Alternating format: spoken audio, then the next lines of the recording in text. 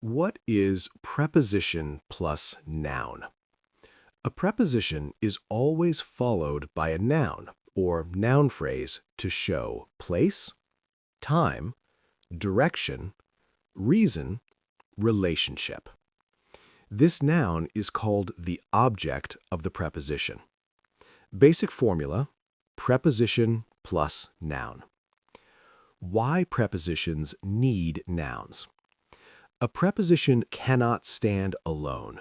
It must answer questions like where, when, from where, to where, because of what. Examples: on the table, in the room, at the office, because of rain, for business. Wrong, on. Correct, on the table. Types of nouns used after prepositions. A. Common nouns. In the room. On the road. B.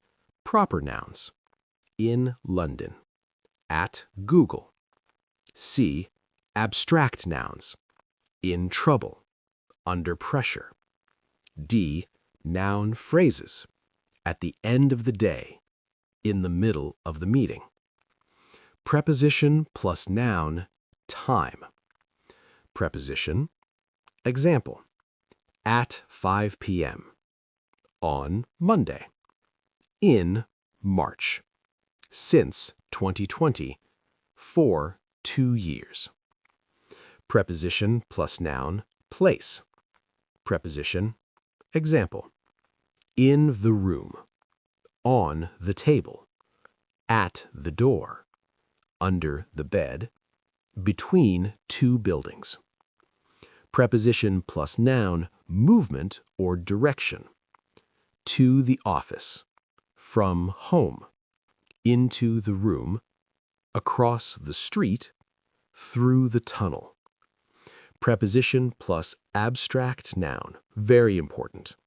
Many natural English phrases use abstract nouns after prepositions.